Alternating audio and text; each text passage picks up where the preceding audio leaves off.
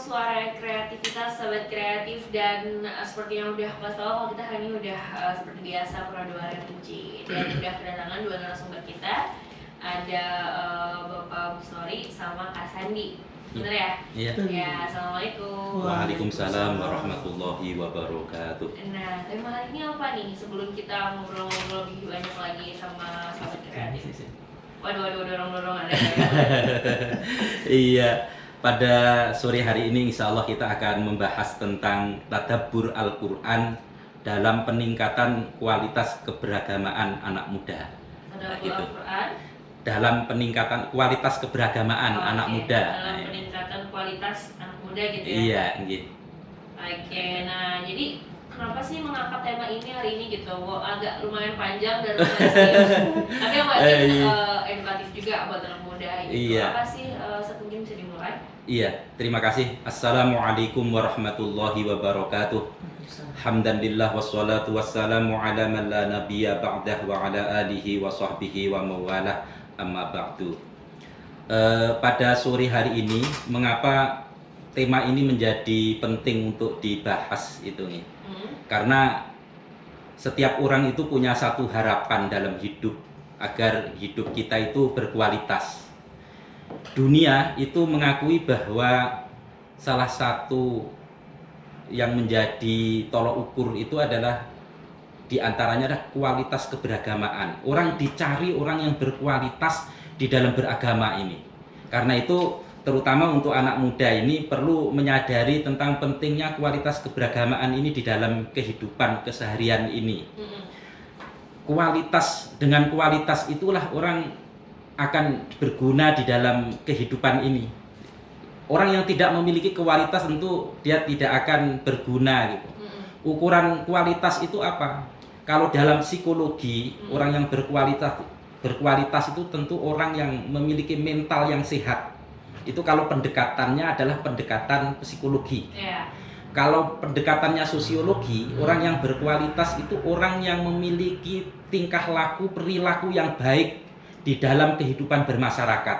Dia tidak pernah melakukan hal-hal yang merugikan kepada orang lain. Itu pendekatan sosiologi.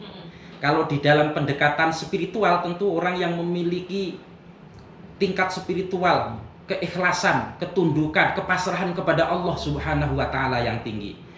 Intinya bahwa orang yang berkualitas itu adalah orang yang memiliki tingkat kesalehan, baik itu kesalehan pribadi maupun kesalehan sosial. Ini orang berkualitas ini. Nah, karena itu anak muda ini orang yang sebagai generasi masa depan, generasi penerus yang akan menjadi pemimpin, yang akan melanjutkan tanggung jawab di dalam kehidupan ini, itu tentu dituntut untuk memiliki kualitas ini, harus mempersiapkan diri agar menjadi anak muda yang berkualitas. Nah, karena itu penting untuk berbicara tentang bagaimana upaya peningkatan kualitas keberagamaan ini bagi anak muda. Nah, kemudian tema ini memang sengaja kami kaitkan dengan tadabbur Al-Quran itu karena tadabbur Al-Quran itu dalam kaitannya dengan kualitas keberagamaan. Tadi sudah saya katakan bahwa kejujuran, kemudian kedisiplinan, kemudian kerja keras, itu sebenarnya adalah ruh dari ajaran Islam.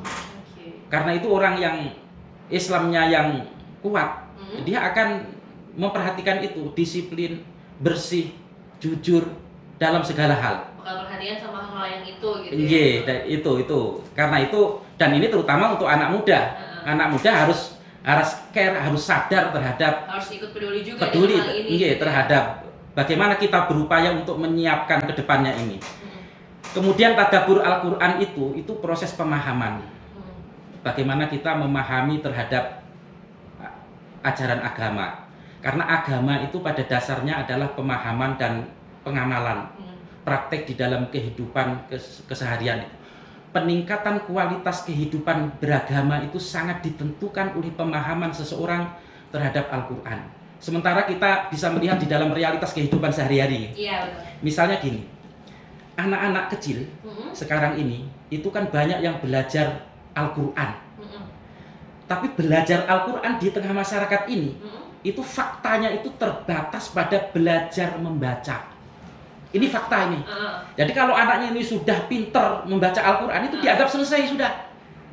Kemudian tidak ada tindak lanjut dari situ, dan ini meluas di mana-mana. Tidak hanya di Banjar, tapi di luar Banjar juga terjadi begitu. Jadi anak belajar membaca Al-Quran ini itu terbatas itu. Hanya belajar membaca. Kalau dia sudah lancar membaca, berhenti. Tidak diupayakan untuk melakukan peningkatan lebih jauh.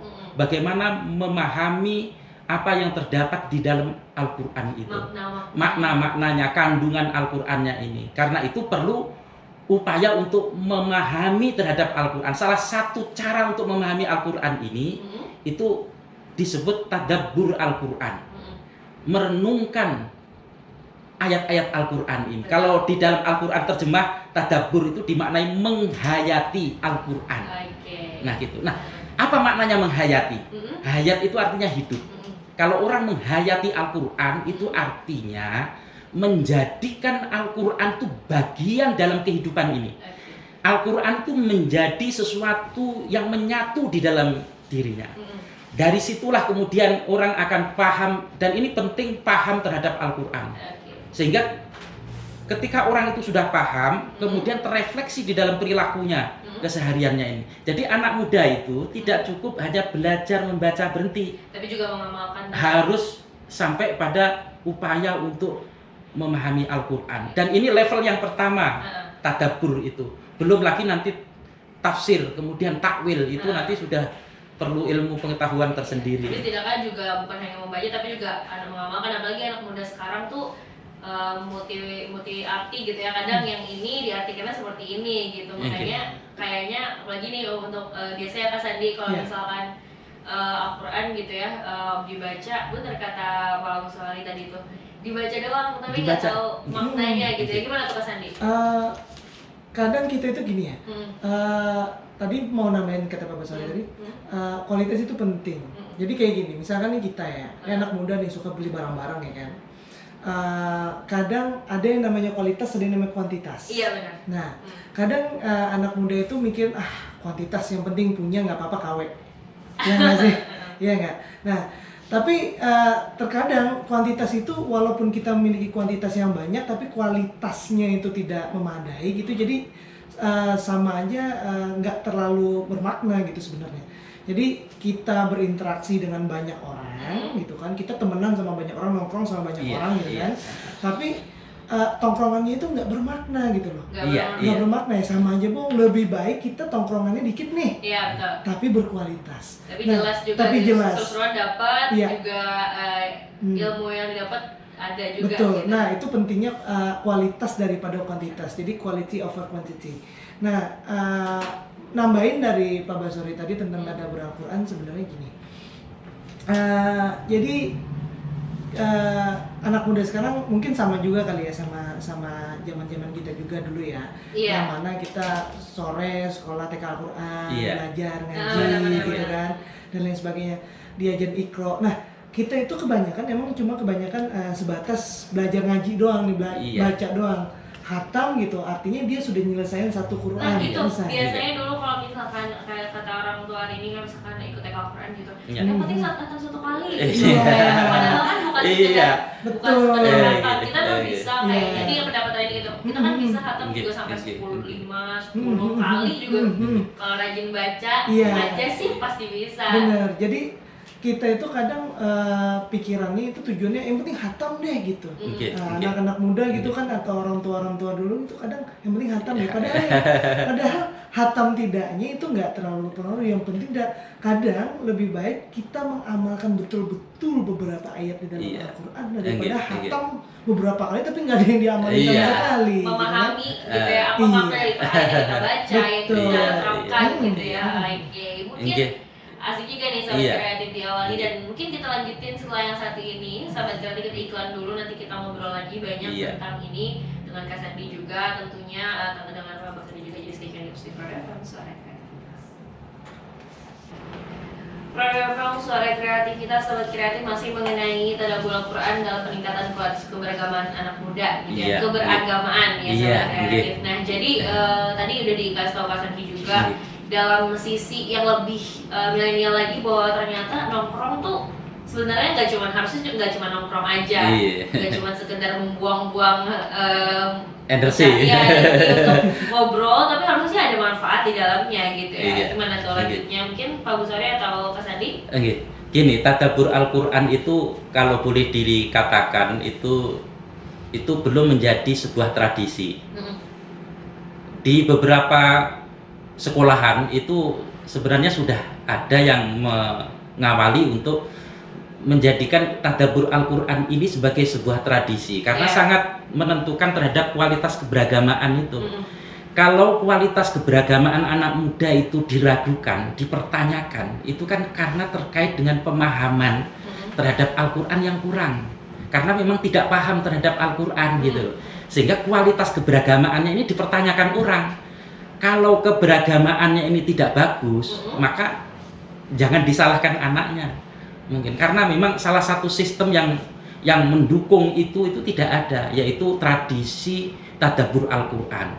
Tadabbur Al-Quran itu sebenarnya simple, misalnya ada kelompok misalnya, kayak di kampus, di sekolahan itu 5 orang, 10 orang, kemudian di situ itu membaca Al-Quran, kemudian dibaca ayatnya, kemudian nanti yang kedua membaca terjemahnya. Karena tadabbur itu adalah memahami Al-Quran murni dari dalam hatinya. Membaca Al-Quran yang harus didukung oleh niat ikhlas, dengan niat hati yang baik, yang bersih. Bahkan membaca Al-Quran yang kemudian disertai dengan maknanya ini tanpa dasarkan kepada bias pengetahuannya.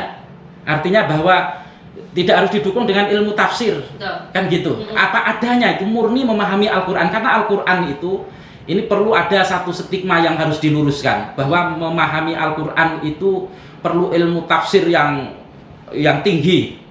Untuk tadabbur itu tidak sampai ke situ sebenarnya. Nggak serumit itu lah. Tidak serumit itu. Al-Quran itu untuk seluruh umat. Gitu. Artinya kita membaca Al-Quran, kemudian apa yang kita tangkap ketika kita membaca Al-Quran itulah petunjuk dari Allah Subhanahu wa Ta'ala.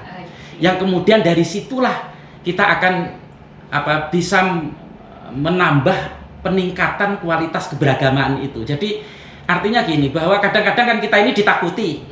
Kalau orang memahami Al-Quran ini, misalnya membaca Al-Quran ini, itu harus didukung dengan syarat-syarat ilmu-ilmu ini. Kalau untuk kajian tafsir oke. Tapi untuk kita sebagai muslim yang beragama, yang mana harus membaca Al-Quran itu mudah untuk dipahami. Mudahnya itulah yang kemudian harus diambil. Sehingga kita pertama kali yang harus dilakukan adalah cinta terhadap Al-Quran. Yang kedua adalah dekat dengan Al-Quran itu sendiri. Karena kita terus terang, Al-Quran 30 juz. Kalau kita boleh menanyakan, dari 30 juz itu berapa yang kita baca? Berapa persennya? Dari yang kita baca itu berapa persen yang kita hafal? Dari yang kita hafal itu berapa persen yang kemudian kita ngerti maknanya, ngerti artinya, ngerti maksudnya? Bahkan bisa belum nggak sampai 10%. Iya, nah itu. Jadi semakin kecil itu. Dari yang kita ngerti maknanya itu berapa persen yang kita